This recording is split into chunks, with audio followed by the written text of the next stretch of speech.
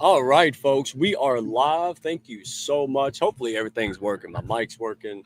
My smile will be here in a minute. But hey, happy May. I am so excited. I have with me Michelle Ward. Met her several months ago, last year. Amazing person, great person. And I'll be honest, folks, when she started in, I thought maybe it's a little weird. And then it worked. And I was like, oh, that's great. So I can't wait. We're going to have an interactive live, kind of a coaching. We're going to have interactive with you guys in the comments and have a good time. We're going to try something new, but we want to make sure that, you walk away with something useful, right? So today we're talking about breaking free, rewiring those inner stories that sabotage our success. Woo, you were looking at a case study and a half right here, folks. Oh my goodness. And Michelle really was. Michelle has helped Yeah. me, really overcome a lot of this stuff. And I can't even explain how, to be honest. As long just like you all seen her with April Wyatt, same thing. Being around people that are guides, right, that know what you don't know is instrumental, right? So anyway, we're going to get to this in just a minute. And Michelle, how are you today since you're here? I am doing great. I've had a great day, great week. Well, let's see. The weekend was a crazy weekend, and so now it's like I'm glad that it's kind of back to status quo. So Yeah. Yeah, everybody's got that whole, oh my gosh, it feels like Thursday and all that stuff. Yeah, me too. I actually took time off. I took time off with the family, and it was good. It was great. And April Wyatt's like Beetlejuice. When you say her name, she like three times, she just pops up. Did y'all see that? I said April Wyatt, and she's boom. Hey, friends. Yeah, Hey, we don't April. need a cell phone. We just yell out the window and so all right. Let's give a shout out. Well, let's go run the intro. Give a shout out to some folks and dive right into this. April, we're going to be counting on you for the comments. This is your wheelhouse, my friend. So come in, have fun, and I can't wait. I'm so excited, Michelle. So let me Me be quiet. too. This is gonna be fun. Oh, super excited. Let's see where.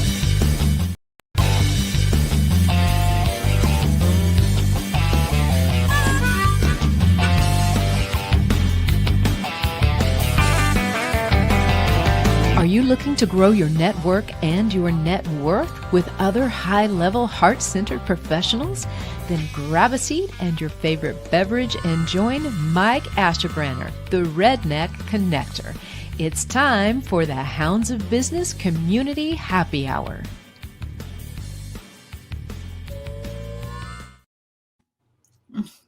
Oh my goodness. All right. So let's do this real quick because I don't want to waste no time. I want folks to pop in and engage in this, whether you're watching this live or on a recording on YouTube or other channels. Thank you for tuning in.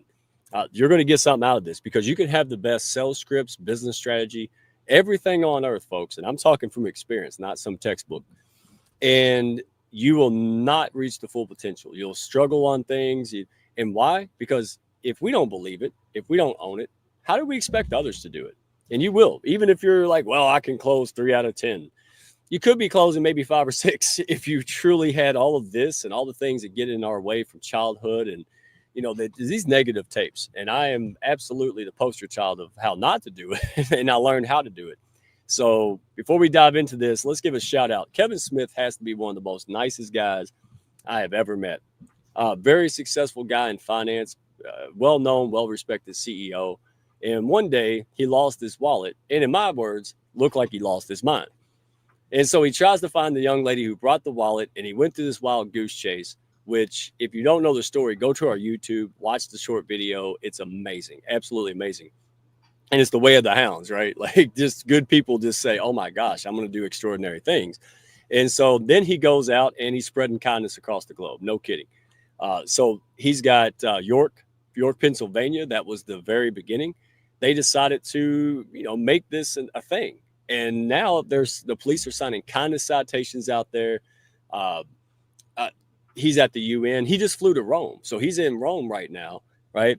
Advocating for kindness to be spread worldwide, right? They got a new pope. I think he's meeting with him. This guy is everywhere. So Kevin, man, it's an honor and a privilege and a thrill to be able to, as the hounds, right? To be able to push this up with such good-hearted people, professionals. Man, oh my goodness. See how blessed we are, folks? The people we run with are absolutely amazing. So Kevin, man, keep going. And we got a show. They've got a documentary coming up, a professional documentary. And we got a teaser on the Hounds of Business website or the YouTube. So I'll put that in there. You can go find that on my LinkedIn page if you're watching on LinkedIn, but go check that out. I think it's already at like 17,000 views or something. We just put it up, and this thing is rolling. So can't wait for the documentary, and we're going to be putting some new Kindness Worldwide shows. So folks, tap into this. This is a real movement. This ain't just some feel good. This is changing the way local governments are doing business. The Governors Association, world leaders are taking this seriously, folks. So it has been an absolute blessing to support that. Thank you, Kevin. And Dr. New, she's the one that brought Kevin into our orbit, right? So if I would have went to Kevin, I probably got pepper sprayed over Zoom, right? But I had Dr. New say, hey, you two really need to talk. Y'all got something here. And look what happens. So, hey, ask who instead of just what, and see what happens. And we can't leave this guy out. His book is dropping soon. Troy Carnes. Man, this guy is awesome. Not only is he busy and he's got a family and he's got his book coming out here soon, go to his website, troycarnes.com. But he's also doing and advocating for cancer. 98 days into his alcohol recovery, Michelle, and you can appreciate this. Yes. He gets a cancer diagnosis and they cut his shoulder out. I went through alcohol. I went through recovery, and I can't imagine having that bomb on me. And so, again, I like to learn from people who've been there and done that and still doing it. And that's Troy, folks. So Troy's out there. Go get the pre-launch of his book, the pre-orders. And now he's over here doing lots of cancer. They do cancer events in different places. And, man, I mean, tell you, thank you, Troy, for what you do. Get to know this man. He's full of value. And again, if you're stuck and you're struggling with things and you feel like, well, I'm too macho to talk about it, etc. Yeah, well, look who you're talking to. Go read his book. Do it in secret.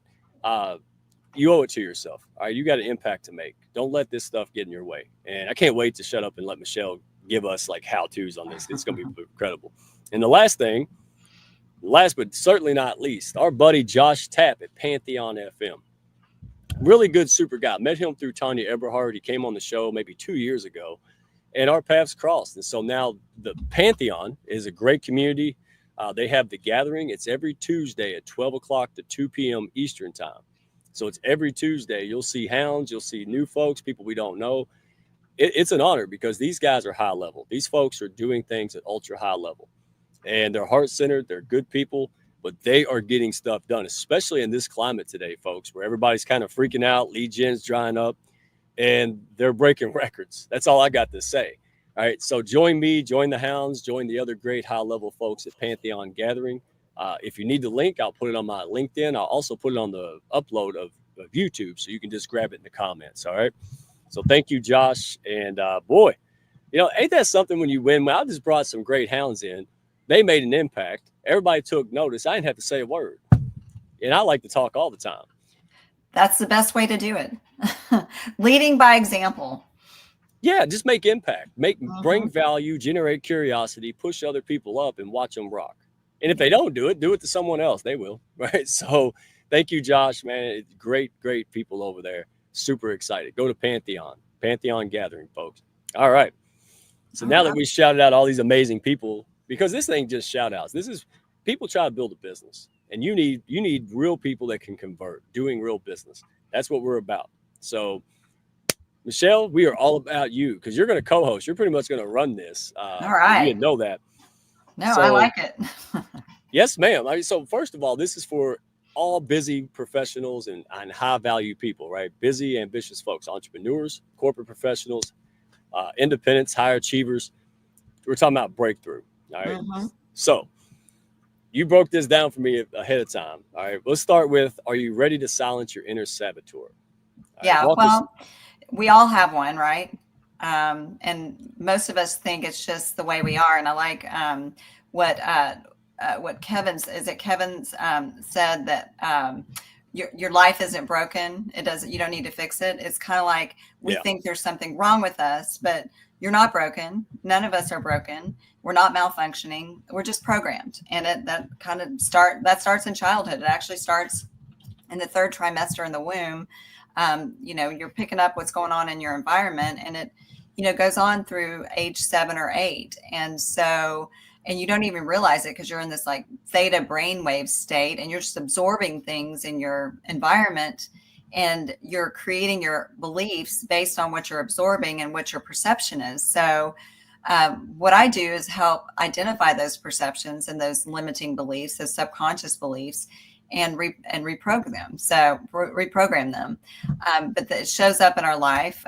We internalize messages that, well-meaning people say to us, that create these subconscious beliefs. And then these beliefs lead to self-sabotage, financial struggle, emotional conflict, and a disconnection from our inner life force. And that's what I call elan vital, that innate vital force that we're born with, but we're programmed out of.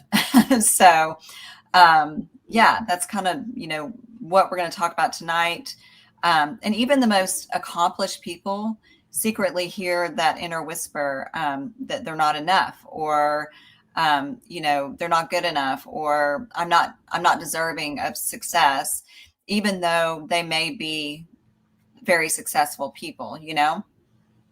So I came up with some common childhood phrases that my dad used to say to me, and I'm going to break it down just a little bit, and just I'm wondering if anybody has ever experienced or heard these things. I'm sure you've heard a lot of them, like money doesn't grow on trees. Rich people are greedy. It's hard to make money. And this is the quintessential dad thing that he would always say to me when I'd ask a question like, why? I mean, children ask why all the time. Because I said so. Yeah.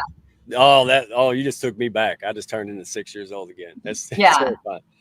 I heard it all. And the last one is curiosity killed the cat.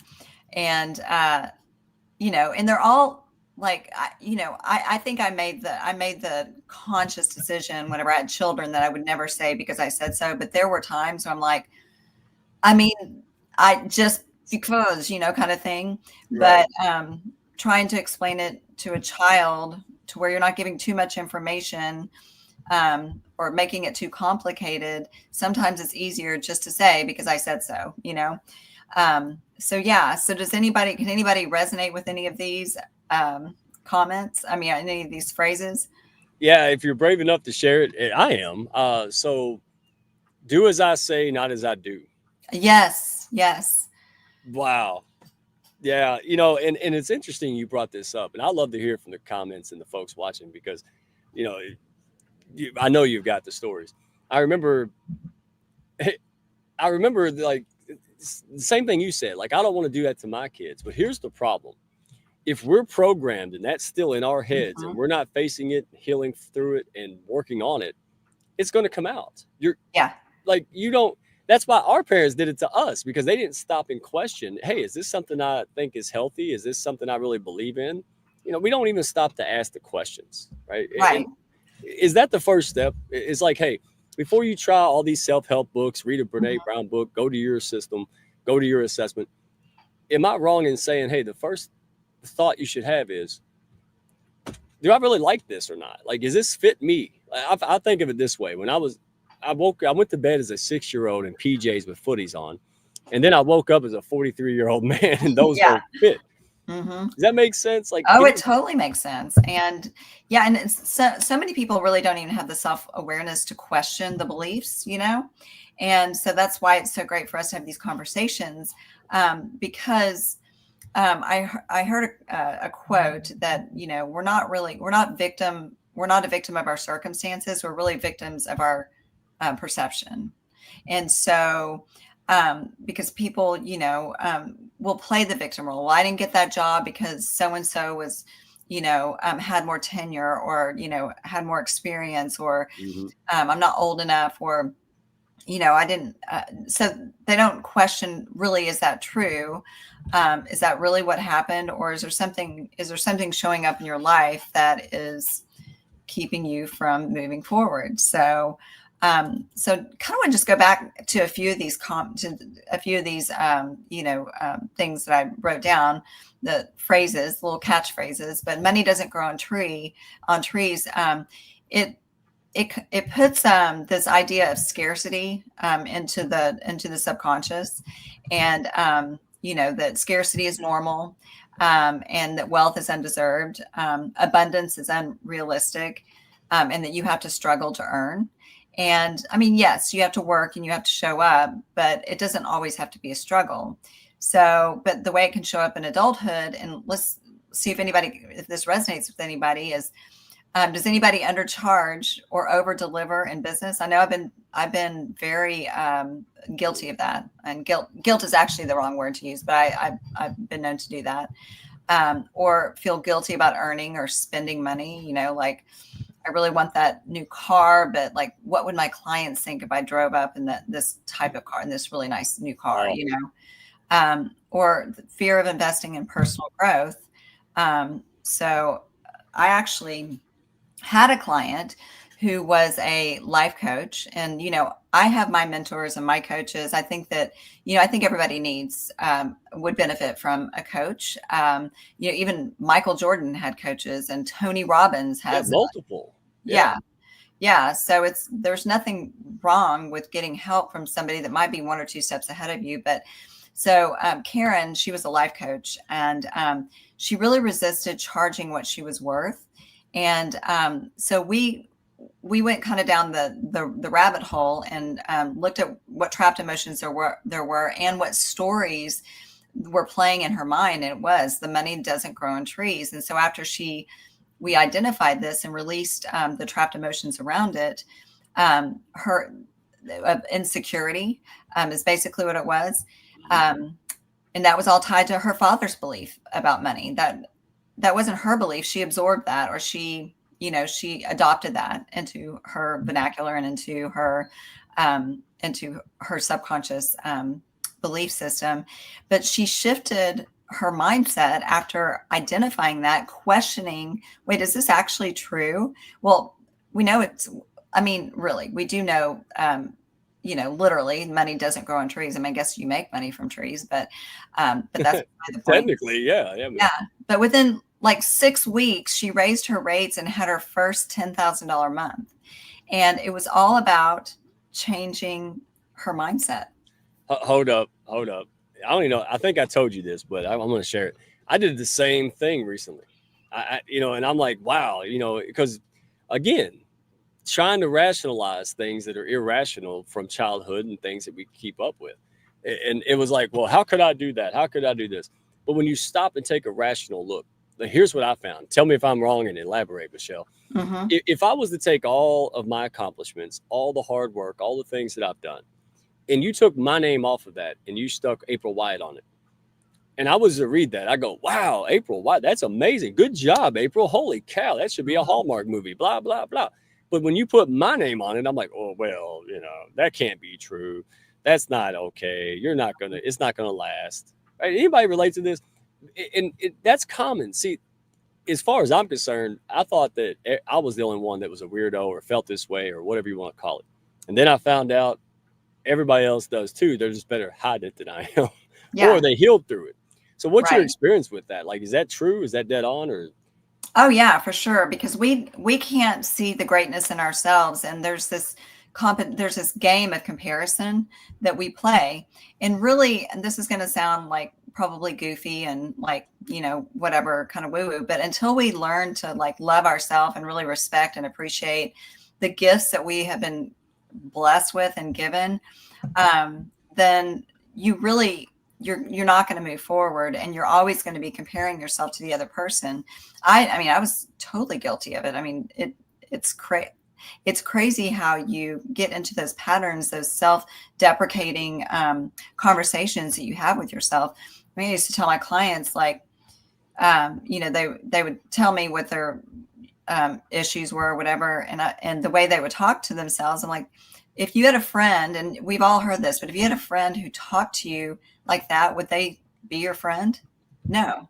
So you have to be a friend to yourself first and really embrace the journey, I do know. In fact, it was wild because I just got off the phone with a high level lady. I mean, I didn't know her that well, but I seen her. I was like, wow, this woman's very comfortable. She created something special. She makes a lot of money, seems to be good.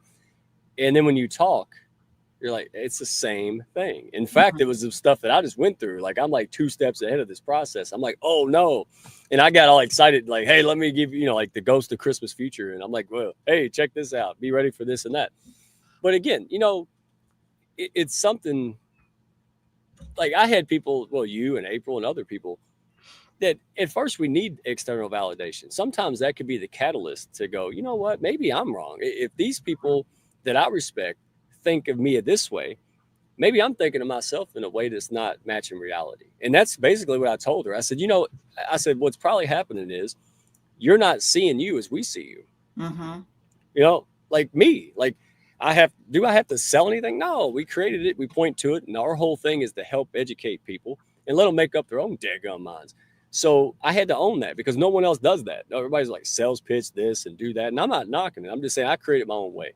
But it's when you don't know and have the confidence or whatever it takes, that's a hard place to be in. Like, but it's worth it. That's why you exist, because you're helping people get to that point. You're a person. Just like if you program the computer with a bunch of nonsense, it's going to kick out nonsense. We're programmed. And we reprogram ourselves when we reach out to people like you, right? Alain Vital, and we're getting there. And that's what I mean. I love this. So I'll stop rambling, but I just want to make sure, because I'm like, wow, dude, this is happening. Well, so last week or 2 weeks ago, we were cleaning up our yard, and there were, leaves and weeds and all that stuff growing, but there was also like the stuff that comes back every year that looks really nice, but we had to clean out the leaves and the weeds that were growing for the other stuff to shine, right? And so that is the set, and to look beautiful, and it looks great. And after like 7 Home Depot bags, full of leaves and sticks and things that didn't belong, our yard looks beautiful. I'm super proud of it. But it's the same principle that you gotta pick the weeds and pull them out at the root in order to see the beauty that can grow around you. And a weed will grow just as much as a flower will. So you choose: am I nurturing my weeds, or am I nurturing the flowers? So it is actually a choice. But a lot of, like you were saying, I mean, it is nice to have validation from other people, to kind of maybe get you set into gear. But it's also important to self-validate, and self-reflect and figure out where these subconscious beliefs are coming from. Yeah, no, and that's what happened. The validation from the right people prompted it. But you don't want to stay there. You don't want people, your self-worth being tied to praise and booze, right? That's a bad place to be. But I think you touched on something real big. When you bury your head in the sand, like when I saw weeds, the weeds of self-doubt, the weeds of, all of this, and you can't do it, you're not enough, I bury my head in the sand, right? And that's usually maladaptive behaviors. That's when people drink and they do stuff. And so when you pull your head out, you got more weeds. It never goes away. It just gets worse. Yeah. So that's what you and April and some other folks have helped me really understand, is like, hey, and I want you out listening. If you're out there and you're struggling alone on this, call it what it is. Call a spade a spade. Call a weed a weed. Say that is a weed. That doesn't belong here. Like I remember for the longest time, I don't know if they told me this or if I interpreted this as 6 years old, but money is the root of all evil. And then one day I was reading the actual Bible, and I said, wait a minute. Somebody had to pay for all these poor disciples running around without a job. And it was Lazarus. I'm like, well, think about it. Jesus loved Lazarus, not to get biblical, but if you just look at the story, and, it's like, well, somebody had to pay for this. And then I realized it's the love of money that's the root of evil. Lazarus didn't love it. He used it as a resource to do what he wanted to do with that and help out the disciples in that. So that's the thing. It's like, wow, because good people with money do good things, and not so good people with money will do not so good things. It's a tool. Right. But boy, I carried that for 40 years. It's unbelievable what kind of shipwreck it will take if you don't pull the weeds out. Right. Well, and, there's a lot on the internet. There's a ton of coaches that, coach you on how to manifest. Well, if you think about it, we're manifesting 100% of the time, all day, every day. Now, what are you manifesting? Are you manifesting abundance? And I'm not talking about money. I'm talking about abundance in your life. I mean, do you have great friendships? Do you have confidants? Do you have, a purpose or, a direction that you're going into, that's abundance. And it's all just energy. And that's, like the emotions, the trapped emotions, that's energy too. And releasing that energy, that negative energy, or dissolving it rather, or diffusing it, makes way for all the positive abundance to come into your life. But, you can sit there and say all these mantras to yourself, or you can look at, I think it's Stuart Smalley on Saturday Night Live, what he would look in the mirror and like say, affirm himself, like, I am smart, I am, whatever. Well, if you don't actually believe that at a subconscious level, that's going to do nothing, Oh, I do know. And I know from painstaking every day doing that. But again, celebrate the wins. Look at the reality of it. That was one of the things, like, hey, it's okay to not be okay. It's okay to not have it all figured out. It's okay, to make mistakes. I mean, that's when you hear people say it, you're like, oh, whatever. But no, it's true. But that, you have to work on you. Yeah. You have to work on the stuff. I mean, that's why I like you so much. You've been so transparent. You'll just sit there and dump out stuff that people will hide till their death. And you're just like, this is happening in my life, blah, blah, blah. And I'm like, that takes a lot of healing and self-awareness. And what's the word for it? Transparency. And, but it also takes a lot of courage. I mean, a lot of people are not going, but if you really want to help people, then, then you've got to be willing to be vulnerable, And I love what April said here, that she sees things as opportunities and she's curious. And so, again, back to because I said so, or curiosity killed the cat, that can shut you down as a child to be afraid to question authority, or be afraid to ask questions, or, to voice your opinion. And so, that, I guess we could probably, I think we're about, we're stuck on one thing, but let's move on to the, like the hidden architecture of self-sabotage. You want to? Oh yeah, because now that we understood, we have to identify it. We're not weirdos, and hey, okay, now what? Like, what is our brains doing? This is scientific. It's not woo-woo. It's not weird. This is science. The brain is doing what it does. We're human beings, right? We're biological. And real quick, April Wyatt, I have the most curious cat on planet Earth. And now I've renamed the cat April Wyatt, because April really is one of the most curious people. So I would love to know, you don't have to tell us on live, but I'd love to know if you heard that, because you leaned into it. and that's good. That's why she's always doing things and making partnerships. And, like, that's why people love her, because she's just curious. She wants to know and explore. And so maybe my mom got that wrong. I don't know. April seems to be doing well with that curiosity stuff. So let's go in. It is deep, Homer, and because nobody wants to talk about it. And that's being genuine too. April is very genuine. It's not like, she's not playing some role, because I know April very well and personally, like you do. She's not playing some role to get to, there's not an end game. She generally does care. So I think that's super important too. But 1,000. Yeah. And that comes because she heals herself. She helps others, just like you. You went through a whole lot of stuff. And when you hit the bodybuilding bikini contest, I was like, okay, it's like David Mendesky, right? Hey, his doctor's going to fire him because he's too fat. He's not listening. So he goes out, researches, climbs Mount Kilimanjaro at 67. See, that's my kind of people. That's, like, that's you. Like, I was like, wow, you went through all this crap. And it's no easy joke to do a bodybuilding contest. I mean, and then you did it. And I'm like, see.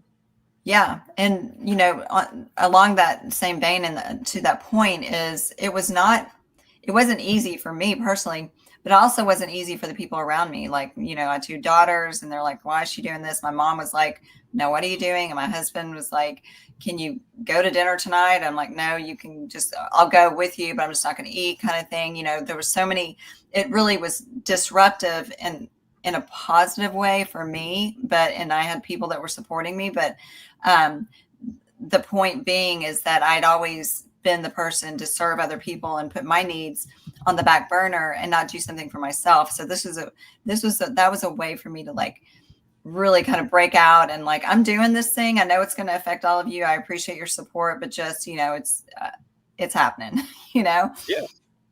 Well, I'll be quiet. You got me through it Yeah. because I'll chime in. We Okay. just kind of touched on this, but so when it comes to the hidden architecture of self-sabotage, what is it? Yeah. Well, so, you know, the brain doesn't create stories to hurt you.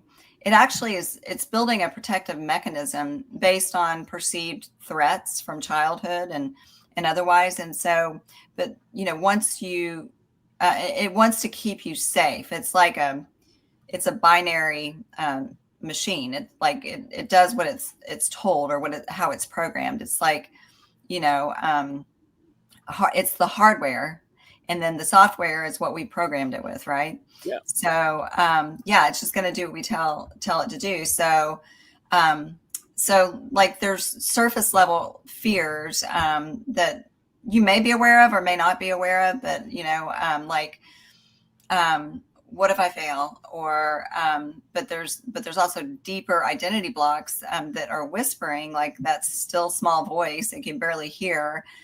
Who do you think you are? Like taking on this project or doing this thing, or, you know, getting your master's or your PhD, or doing a bikini competition. You've never done anything like that. So the brain wants to keep you, the subconscious wants to keep you cautious. And then the other, you know, and it also wants to keep you small. But it's not trying to do that. It's just trying to keep you safe. It's just a safety mechanism. So, you know, we've all got willpower to a certain degree, but willpower actually runs out. And so, and then willpower will work against you if the subconscious programming is not identified, addressed, and dealt with. So, you're just going to be white knuckling your way through whatever it is you're doing.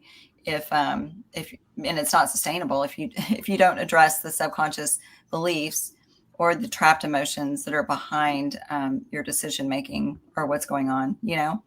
So yeah, yeah. No, keep going.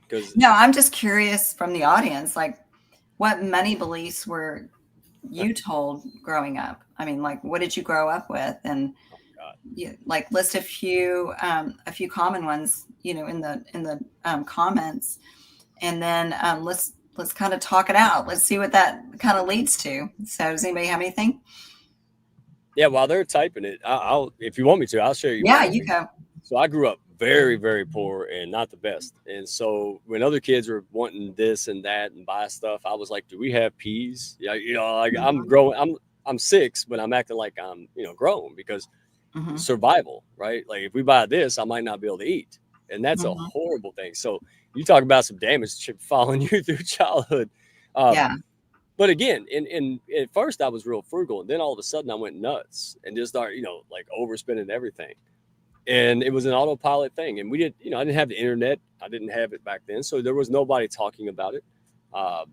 You can read a self-help book, but who does that, right? This was like the 90s, right? So 2000s. And so anyway, that's it. Only until recently has that really been, you know, something I said, hey, is that, and I'll tell you what it was that prompted me to really take a look at it was my kids. Because I've realized you can't teach what you don't know. Right. And do I really want to pass on this generational baggage and all that stuff? We're going to mess our kids up. I just want to do it the least amount of damage, right? Yeah. So, I'm just going to mess them up a little bit. Right. But I don't want to pass on stuff that as a grown man doing things that doesn't serve me. So like, and I'll stop here, but it's the same thing when you go from like the working class mindset. I grew up with very great people in working class. There's nothing wrong. But that's not the same mindset that folks who own businesses and, you know, accelerate, retire in 10 years of work, right? So that right there, you know, was a big problem. But as I put myself out there, as I started doing what I'm doing, building the community, building a business, guess what? Other people's, their programming rubbed off on me. So I had a conflict. I had this poverty stuff I grew up with in defense, and my brain was all in you know, protection mode. But then I'm around people looking at me funny because I'm not charging with extra zeros behind the number, right? And that kind of stuff is what we're talking about. Yeah. Like programming it. They don't think that way. That's why they have more. So it doesn't mean he's better than me. It means that if I want more, I have to work on getting rid of the stuff and healing and dealing with it so I can be in a position to receive more. Well, and it also matters who you're surrounding yourself with. If you're hanging around people with that same mindset, that same scarcity and poverty mindset, it's just going to feed the beast. It's just going to feed those subconscious beliefs even more. And there's actually research that backs it up, is that you become like the 5 people that you hang around with the most, whether they're overweight, gamblers, smokers, drinkers, whatever. And so it's super important to surround yourself with like-minded people that can help you identify those subconscious beliefs, as well. That was huge for me, because anytime you try to do something different, like you just said, even with supportive people like your family, it still causes a ripple effect, right? They're like, what's going on with mom, blah, blah, blah. And you're doing it anyway. So imagine that you're around a bunch of people who aren't ready to go next level, who don't want to hear that, or maybe they wasn't even good fit to begin with, and you just not realize it. That stuff happens a lot. And woo, boy, because you go out like, I'm going to go fly, then you just fall off the tree branch, right? And so, but again, I truly believe this, and this is something I had to establish for myself. We were made to do amazing things. We were made to go figure things out and make an impact, right? So for us not to do it, that's the weird thing. It's like, well, I'm not weird. Well, you're weird because you think you could be somebody. No, it's actually weird that I spent 40 years thinking I wasn't. Exactly. Who knew? You did. Well, and you're lucky that you figured it out at 40. I mean, there's people that are, 60 and 70. And actually, I was talking to somebody about this the other day about just people being, you hear about how you get older, you're just set in your ways. Well, you can change any time. Like David Madansky is a perfect example. I mean, he climbed Kilimanjaro at age 67. I mean, most people think that, I'm just going to sit on the couch and enjoy my retirement, or, go play golf at age 67 and eat what I want, drink what I want, and do whatever. But it's also that mindset of, I want to do better. I want to be better. And this status quo thing isn't working for me anymore, no matter what age it is. But being set in your ways, that can happen at age 30. It can happen at age 80, but it's never too late to change, as long as you're still breathing, Yeah. Well, and that's living, right? It's like, well, because correct me if I'm wrong, because this is your wheelhouse. But what I have found through painstaking experience is, that's true living. It's like, because I wanted comfort. I wanted to avoid pain. I wanted to be safe in it. But that's not what I really wanted. What I really wanted was to be somebody, do something special, leave a legacy, make an impact. So you can't have both. You can't be like comfort zone and never change and then go be something amazing. You got to trade, and you just got to say, look, because I wouldn't trade it for nothing. It's been the most horrible experience in some regards, but it's been the best experience because, my gosh, I mean, I look back and go, who are you? Like that 20 years ago, you would never imagine you being here. Never. It was a pipe dream. It was a hallucination, right? A dream without execution is a hallucination. And that's what I was. And now it's like, I went from, oh my God, not me, to, oh, hell yeah, me. Like, let's do this. Like, and that's not overnight, but it didn't take forever. I was able to do it without guidance. I wish I'd known you before when I started. It could have been a lot faster. But I did. It took maybe, I would say, about 16 months. And there's not just light at the end of the tunnel. There's light in the tunnel. Absolutely. There's that guiding light, it's, it may be a small light, but it is guiding your way. And, yes, we learn from our mistakes. And I would tell my kids when they were, failed a test. Well, they never failed a test, but, I'm kidding. But, if they didn't make the team or something like that, it's like, this will have more impact for you if you allow it in a positive way than actually making the team every time you try out, or, getting straight A's without a problem. Like, what I'm saying? So, it's that's a matter of perspective as well. And like you said, I mean, my gosh, the stuff that I've put myself through, literally, I put myself through, not without unwittingly. I mean, I didn't realize I was doing it. And the stories I created in my mind about who I was and what I was capable of, and, who that person is and how they did this to me and did that to me. I wouldn't change that for the world either. Now, I also wouldn't wish it on my worst enemy, but because we went through our stuff, we're able to speak to it and help other people. And you're right. I mean, we were born to create. We were born to love and to serve. And that's what this is all about, you know? Well, let's move in, if you don't mind, because Mm-hmm. you just segued into that. You talked about professionals paradox. Yeah. And here's something before you get into it, and you can use this later. What I found was when I had the courage or desperation that led to courage, right, to just redo everything. I mean, just really come out and say, I'm sick and tired of life and I'm going to change it, and didn't know how. I quickly attracted those people that I needed as guides, positive influence. Mm-hmm. It was like, I felt like a monkey. You know how a monkey's got one branch and it Mm-hmm. swings, but it Yeah. don't want. Yeah, there's a point that you're in the midair. You're suspended. Yeah, in there. Yeah, love that. And so, but what I found was not only did the right people come out the woodwork, but also people who had been through the same thing. So folks Mm-hmm. who, you know, they had experienced betrayals or whatever in their life, they gravitate towards you because they can sense it. They can tell, hey, this is somebody who's like me. And it's the Yeah. strangest thing. And we'll just meet, talk, and be like, oh, wow. Like I met a lady who built $1 million business with childhood friends. Everybody was buddies. She started succeeding and they took it from her. Hmm. Oh my God. Right. So then I come along and it's like, I don't trust anyone. Yeah. But then as I started talking and we started getting like a little deeper, we found out, hey, we similarities, right? Mm-hmm. And that's how we bonded. So really the reason that I got this position and we worked so well together wasn't because of all the, you know, is it aligned and do you have the skill set? It was because, hey, we both overcome those trust issues.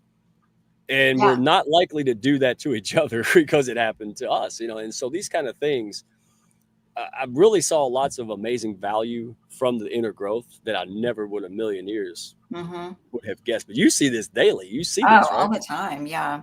Well, and this is for another conversation, but we can put a pin in it and talk about it later. Sure. Is that trusting that gut instinct, you know, that gets quashed because, you know, the world, we grow up and the world tells us who we're going to be, how we're going to be, what we're going to be, how to act, what to believe.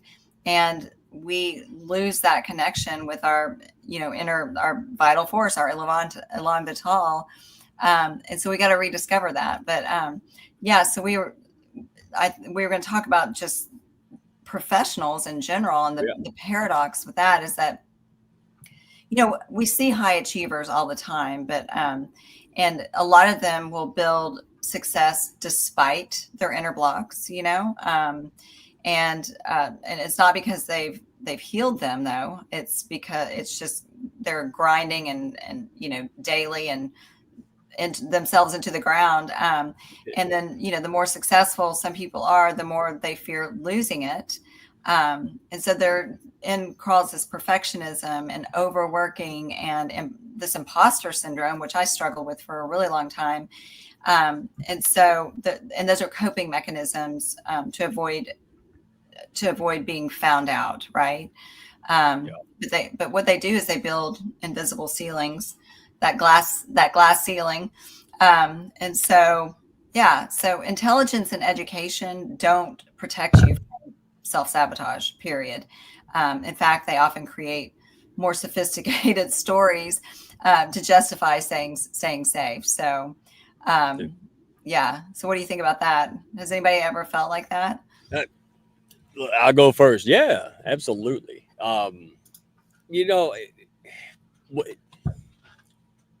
that's I see this on a daily basis. So people, you know, if my business is failing and people know it, then they're not going to want to do business with me, right? That's kind of, you know, and it's like, well, maybe who said you had to go out there and just air it out? But also what we didn't look at is when after you overcome that obstacle, right? You made the business work, you blew it up in tough times. That's a story, right? Like that's me. It's like, well, I'm going to find a way. I might not talk about it so much, but then after the fact or while I'm dealing with it, I can talk about it. Like to me, it's not worth hiding. Like, hey, I have this challenge and watch me overcome it. It's kind of like when we did David's program, right? We did the program and then we reported on it. Right. It was like, hey, I'm struggling with this. I had to redo the program. It's not that I failed the program. It's just I didn't do it to the level I wanted to do it. And it forced me, David's program forced me to go back and do other stuff so I can do the program. Right. So You know, it's not like, well, you failed. April and Bill and everybody knocked it out, and here I am, you know, still at the damn start gate. But I'm okay with that because Yeah. that's my story. I had other things. Like now I'm cutting off stuff that wastes my time. I'm being streamlined and I see my family now. Holy cow. So I got way more than just a health guide. Mm-hmm. That forced me to go back and fix other things that are keeping me from it. Does that Yeah. make sense? Oh, it totally makes sense. Completely makes sense. You know, one of the things that you can ask yourself, and I have this pinned on my board. It's been on here for, I don't know, 10 years, but how would you behave if you're the best in the world at what you do? And so back to, you know, creating these stories in our mind, like you can create stories about what if this happens and what if this happens, but you can also reframe that, like, what if this fails? Well, what if it's so successful that, you know, I'm able to hire 50 people and give jobs to people that don't have jobs right now? Or so if you reframe it, because both of them are just a story, so let's go with the better story, you know, let's go with the and then you start, and what that does is it creates an environment where you're doing the things that that person who is creating jobs and like exploding a business would do naturally. All right, if you don't mind, since you're giving this this kind of live coaching session here, Yeah. what is, so this happened to me, like, how do I phrase this? So kind of like I was talking about before, like kind of like, hey, if I raise my rates and I go at this in a different fashion, what if it fails? What if it, you know, backfires? What if people don't like it? What if? And then I figured it out. Kind of like Marcus Aurelius said, what stands in the way becomes the way, right? Mm-hmm. Like, hey, what if it actually worked? And I love what you just said, because I've noticed that recently in my business where I'm like, it feels selfish for me to focus on me, right? So put me first, my business, the hounds, you know, growing the business, getting new clients. But then I realized the more I get, the more time, money, and freedom I can achieve, Mm-hmm. the more I have time and money to go out there and help people that don't have it. Like it's like, you know, Exactly. yeah. And I'm like, so what? So here's my question. Mm-hmm. Is it common for professionals, right? Even successful ones or whatever, but is it common for them to kind of be on that spectrum of, hey, you know, I feel selfish, but I'm gonna do it anyway, right? Or, you know, to challenge yourself and say, look, even though I feel selfish, like I feel like, oh, you know, I'll be honest. When I say, when I talk to people now, it feels very cocky. That's my word. Mm-hmm. But I realized that I'm so far away from that spectrum. Like what feels cocky is actually middle ground. Like I'm a well balanced now. Like I can Mm-hmm. I can do hard things, but you know, I can enjoy people. I'm not attached. So is that one of the things that, because I see it a lot, but I'm not a pro. Do people have trouble catching up with reality sometimes?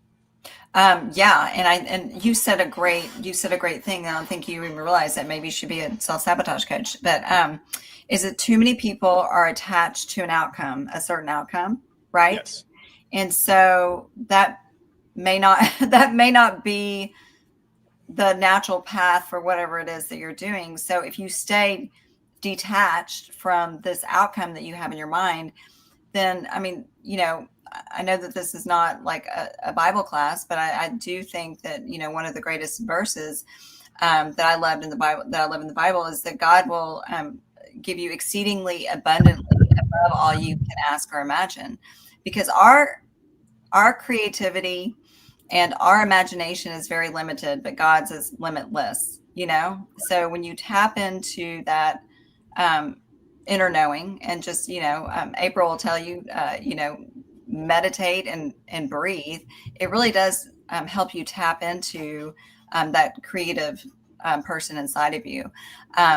So yeah, I mean, it's the stories that you're telling yourself over and over again. And it's, again, being attached to a certain outcome that may not be what's best for you. Oh, see, now listen, folks, this is real. I just had to break. I just realized something because of this. And I know so much about self-sabotage because I've been talking to you for long enough. So that's where it is. But, you know, I don't think I shared this with many people, but I want them to understand that this ain't woo-woo. This is what's holding you back, or could be. So I got pulled in one day. It wasn't too long ago. I was pulled into this like really like successful this company, and it's kind of like a Gary V, just not as publicly known, but it was very high level. And I was pulled in as the partner, like partner meetings, right? And I was like, oh, it's my lucky break, woohoo! And then I got sucked into the regular funnel, and at that point, what I saw was the most amazing, most confusing. Like I was just like, wow, am I on a different planet? What is this? And then I realized, and this is the April Wyatt style here, this curiosity and exploration. I wasn't meant for that. This was not for me to go and do business with these people. This was meant for me to go, you know what? I can do this. Like it was a lesson. In other words, like you said, let go of outcomes, right? And I said, you know what? If this is what happens in the world, I can do what I want to do. In other words, I used it as fuel. Of course, I was wanting to get the big deals and all this stuff. But in hindsight, it wasn't a good fit. We were not aligned. That lesson was for me to go from, well, maybe I can, to, oh, absolutely, I'm going to, right? And that's why I like April. April's always like, well, let me check this thing. Let me go check that thing. So if you approach this as a scientist, hey, I hope it works, but if it doesn't, I'm going to learn something from it, come back, realign, readjust, shoot again. Right. Well, I think of the story of the twin boys, and I might have talked about this before. And one was like a total pessimist. I mean, like, they're young kids, or identical twins. One was just very pessimistic, and the other one was super positive. And the psychiatrist put one in one room and one in the other to observe the behavior. And then they put like in with the negative boy, they put in like this state-of-the-art new like cool truck that had all these really cool things, and and he was like, I don't like the color, and this thing doesn't work right, and it's gonna break. And then in his brother's room, they put a pile of manure, and so he goes in and he has this pile of manure in, and he's like, oh my gosh, there's manure in here, there must be a horse somewhere. So it's and so it is how you approach it. And I think about like how many of us have an ex-boyfriend or ex-girlfriend that we thought we were going to marry, and we didn't, but then we ended up with like the love of our life, or this amazing relationship. So when you are attached to a certain outcome, then and then you force that, then there are consequences a lot of times. And then you realize, or I've realized, and somebody will chime in, Omar, good to see you, big dog. Then you realize, like, I'm glad some things I'm like, oh, that sucked. How could that not happen? How could we not work together? Blah, blah, blah. How could they disappear or leave or move out of my orbit? And then you go, that might have been a blessing. Like if that, because I've had, some things or business deals, and I look back and go, man, if I would have kept that for 9 months, that'd have been a bad deal. Like, so don't just judge it and say, oh, well, that didn't work, I suck. No. Maybe there's bigger forces at play. Maybe God and the universe are teaching you some stuff and you're not listening. I think there are no coincidences. I think there's always a reason for everything that happens, period, end of discussion. And so if you can have the emotional intelligence and the emotional fortitude and the flexibility to think that way and be like, again, it goes back to April's comment a while ago about the curiosity. Be curious and look at it from a bird's eye view. This happened for a reason. What did I learn from this? And how can I use this experience to help others, help myself, grow personally, financially, whatever. So. Wow. So there was like 2 more topics I wanted to get to. But honestly, as doing this, I think if you think it's a good idea, let's plan again and have some people up here and do a panel, can, because this was so much fun, but everybody's got to hear me ramble. I think now we get to hear other people and we'll mix them in. And the purpose of that is A, to learn, B, to inspire other people. Because I'm telling you, I am 1,000,000% convinced in my own experience and all the hundreds of people out there that I see and work with, you don't have as much of a business problem as you do an inner problem. I'm telling you, or an inner challenge or something that you're avoiding. Instead of going inside and doing all that nasty work, we want to go get a magic bullet or read a book or do some surface level stuff. And I'm telling you, it's, I even had a dear friend of mine the other day that just shocked me, and they just opened up, and they've been kind of on me about it. They're like, what is wrong with you? Like, like I'm Gandhi or something. Like I'm always trying to figure out the lesson. And then one day they just said, you know what? Maybe that's my problem. And I was like, oh my gosh. Like they went from, why are you always talking like this, to, you're onto something. In other words, they were inspired by me to do the hard work. Maybe it was my mom that did that. Maybe that's why I'm doing this. And I'm over here like, how do I not screw this up? Like, like they're finally taking that self-awareness. Cause I just told them, I said, look, it doesn't mean you're bad, but the thoughts and the things that are happening are triggering you. And we got to address that, because that's not okay. That's not you. That's somebody in your head, that you've carried along. And to see that happen. And I tell you what, folks, there's nothing better, and you can back me up because this is your job, right? This is your career, than to be the catalyst to see and help someone, knock all that decades of baggage. It's like we're running an Olympic race, but you got a 800-pound backpack on. Yeah. Take that shit off, go out there, and that's what you do. So before we close out, and we're going to have to schedule another one. I love this talk. So what is the first step in general that somebody can take now? And then the second step with you, do you have an assessment? Do you have a webinar? What is something that people can get to know you? And even those who don't want to be called out, like you got other things that can be done in confidence. So tell people where to go and what baby step they can take, Michelle.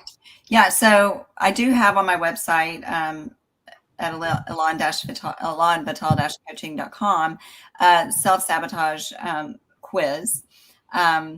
And I offer a discovery call, just to kind of, figure out where it is you're coming from, what your struggles are, what your issues are, where you want to improve. I'm a big believer that, in bio-individuality, that there's no cookie cutter approach to anything, with my clients. Everybody's different. Everybody's programmed, in different ways. So, I think the best thing right now, is just to schedule a call and let's just chat for 15 to 30 minutes. Yeah. So that's what I did. Yeah. And in fact, you and Claudia, or you all did something, it was her webinar or something like that. And then I love this. See, this is, again, shameless plug. Don't do this alone. Don't do any of it alone. Don't do the inner work alone. Don't do the business alone. Don't go run around and just making stuff up. Plug into a community. If it's not ours, hey, go find one. I'll find you one. If I got plenty of them. We're working with them. But seriously, that's the point of this. That I needed business help and all this stuff, but nothing would have helped me today more than the belonging, the support, and the guidance of folks like you, Michelle, and April, and all kind of good folks in there. And that's the key.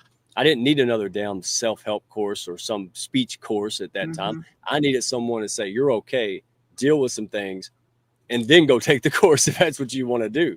And I think that's what's happening. People are going, well, I'm an introvert. I'm shy, whatever. So now I'm going to go take this speaking course. No, don't try to be an extrovert. Go work on you and just be the best daggum introvert, right? Like, you don't have to be a loud and like me. You could be very powerful as you, and that's why I love it. You and Claudia, y'all don't say a lot, but when you do, it's meaningful.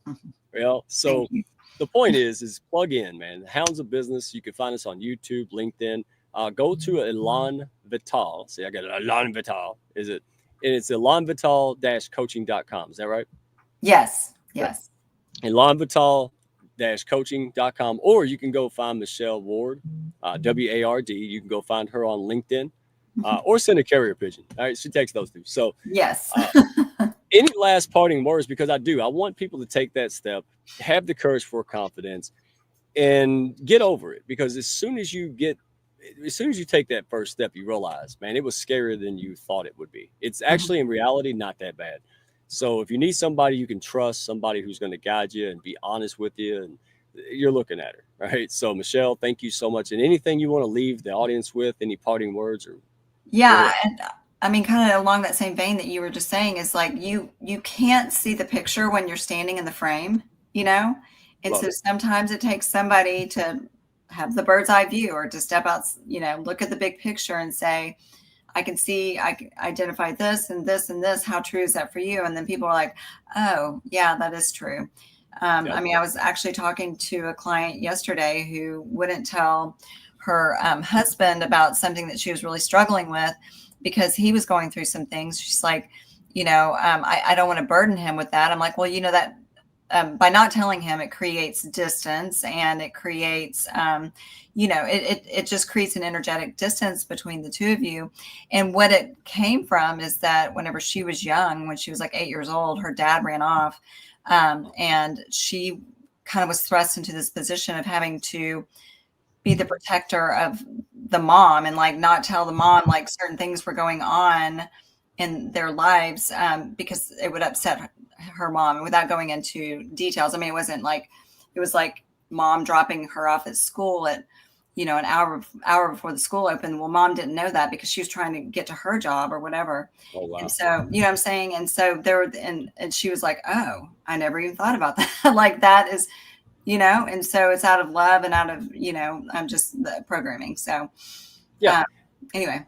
No. And the difference is because I did therapy and all that, and that's the head knowledge. What I found the most effective is someone who can take it from here to here, right? Mm-hmm. Like internalize it. Like we all know not to overspend, overeat, blah, blah, blah, blah, blah. We can all talk about our feelings in childhood, but there's a difference in taking a step, having a guide, and doing the work. Right. That's what I never really learned personally in therapy. And, that's what you do. That's what you help people. You help guide them with these questions so they can do the work.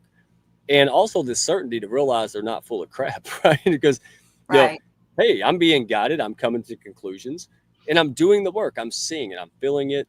I'm testing it, whatever. Like for me, it was just being more courageous. Hey, if I do this, I might look like a donkey. But if I don't do this, then 5 more people might not get the help they need. And, exactly. So those kind of things that you guys, and you especially help me with is to say, hey, you're right. You're not wrong here looking at it this way, but there's another side to the coin. There's another viewpoint. Oh, hey, you're right. Like, yeah, that's okay too, but this makes sense. So I want folks out there to be empowered. Go talk to Michelle, go get to know her, and don't do this alone. Plug into, this is the kind of caliber of folks we have in the Hounds of Business. All right. So if you're out there floating around trying to figure it out, lead gen sucks, you're buying the wrong stuff, come here, get plugged into people that can help you. Because if Michelle's not the best fit, she's going to tell you that, folks. And she's going to send you to someone who is, the right fit, who is vetted, who is credible. And that's our way, folks. So thank you so much. I could talk to you forever. I want to go around too, but we'll have to reschedule and probably bring April and some other new folks up and have a great chat, because this is key. This is, once you get this right, man, now I turn poop into some fertilizer, man. Like you told that story. That's it. It's like, well, that didn't work. How can I take that and make that to my advantage? Exactly. So now everything that made me cry and drink and all that stuff in the past, now it supercharges me, it ignites me. And that's the difference between having a guy like Michelle and burying your head in the sand, folks. So we'll see you next time. Michelle, thank you so much. You're doing an amazing thing. April, thank you for all the comments, all the support. And yeah, she's fantastic. And thank you all for showing up. I know it's busy. Everybody's got spring break and school's ending, So thank you for coming. And next week, we're going to make a special show as well. So thank you so much. Y'all have a good one. All right. See you in the pack too. Bye. Yeah. Princess Wave. Goodbye. Thank y'all for stopping by. Be sure to follow, share, and like, and send me a message if you had fun today. Y'all come back now.